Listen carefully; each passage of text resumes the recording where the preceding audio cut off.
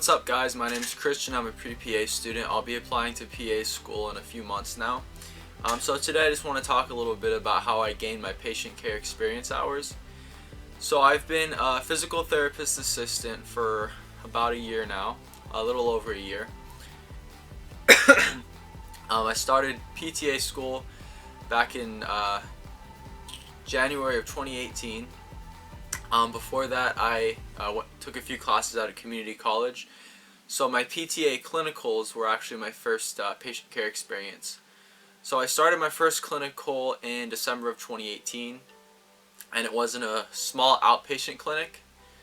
I wasn't able to really do much at the time besides, like manual physical therapy.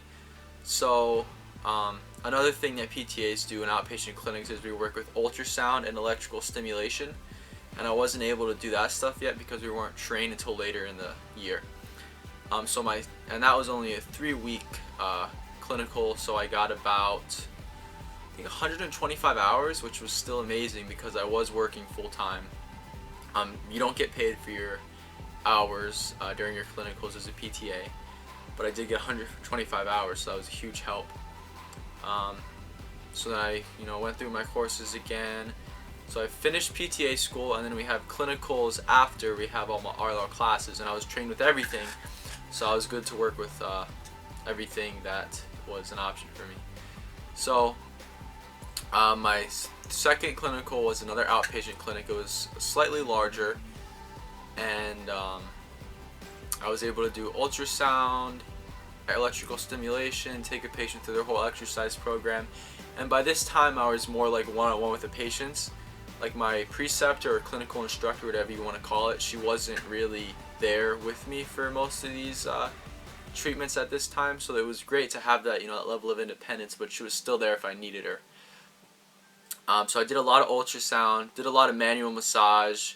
My fingers were killing me, my shoulders were killing me from all the ultrasound, because you're holding your arm up like this for 8 to 10 minutes, massage for like 5 to 10 minutes. So it was really takes a toll on your joints. So I really did enjoy that, but till then I was never in an outpatient setting.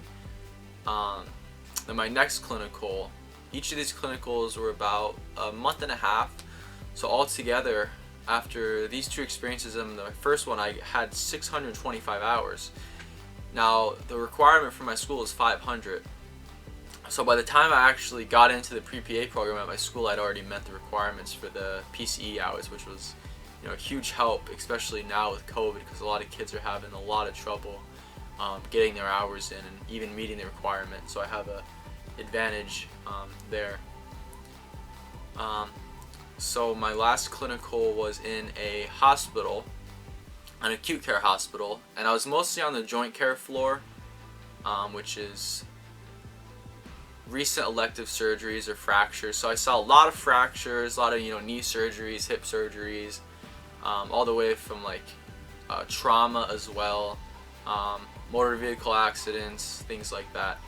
And I just fell in love with the hospital. I loved the environment. I loved having all the providers there and working with multiple people, occupational therapists, nurses, doctors, PAs, all that stuff. I was actually able to work in the ICU as well, which was a very emotional and powerful experience for me, because that was the first time I really saw a person in the worst place in their life. And some of the people there, I knew they weren't going to be there next week. So it was a really eye-opening experience and enlightening, but I really loved the hospital and the inpatient setting. So from there I knew I wanted to work in inpatient, and that was kind of one of the things that solidified my decision to pursue PA school, because I knew I just wanted to work in inpatient. I wanted to work in emergency medicine. I wanted to work in a high-paced environment, everything like that. So that's what really drew my attention to becoming a physician's assistant. And like I said, at this time I had 625 hours, so everything else during pre-PA school was just cake on top. So I did pass my boards for PTA school in October, and I started my first PTA job in November of 2019. It's only weekends. I did work some weekdays over the summer when they needed me. But it's inpatient. It's in a rehab hospital, and it's been an incredible experience, just like all my other clinicals, especially the acute care hospital. It is more challenging, I would say, than outpatient in different ways. I think outpatient is more challenging in certain ways. Inpatient is more challenging in certain ways. But for me personally, I do think inpatient is more challenging, and I think that's part of the reason why I loved it so much. So we see a lot of brain injuries, primarily strokes, aneurysms, but we also see fractures, even like bowel surgeries. We see everything, and that's what I like so much about it. Is every day is different. Every day you're seeing somebody different. The age range is typically between 50 and 80, but I see all the way from 98-year-olds to 17-year-olds. So it's really great to get all different kinds of experience in. So as far as my shadowing experiences go, my first shadowing experience was in a family medicine clinic with a PA, and I was there. I did 50 hours there, and it was pretty cool because you get to see, once again, a lot of different cases and things like that. My next shadowing experience was in an orthopedic office. So once again, mostly fractures. It was great to do that because I got to see a lot of x-rays and interpret those. So I really loved, the diagnostic tests, the x-rays, the ultrasounds, EKGs, and reading EKGs, which I haven't had a lot of experience with, but I try to get as much as I could. My second shadowing experience is my third shadowing experience, and my last one, which I just started yesterday actually, was with a hand surgery place. Currently I'm shadowing the PA, and yesterday we saw a lot of carpal tunnel. It was mostly all carpal tunnel surgeries, and they were just putting on new bandages for new patients and taking off old bandages, all that stuff. So it's mostly kind of repetitive what you see, but I did look at a lot of x-rays, which was really pretty crazy. Looking at all the intricacies of the hand and all the fractures. It's a lot different than an inpatient looking at, typically hip fractures and things like that. They're so, like, I don't want to say simple, but it's in, very a local place. With the hands, it's very intricate, especially with the hardware and everything. It's very interesting to see the x-rays, to say the least. My last thing I want to talk about is I did sign up for medical mission through my school, which I think everybody should look for opportunities within their school first before they go outside, because it looks great, especially if you're applying internally, to have that experience from your school and your leadership to show that involvement. Plus, you get networking with other students and potential teachers.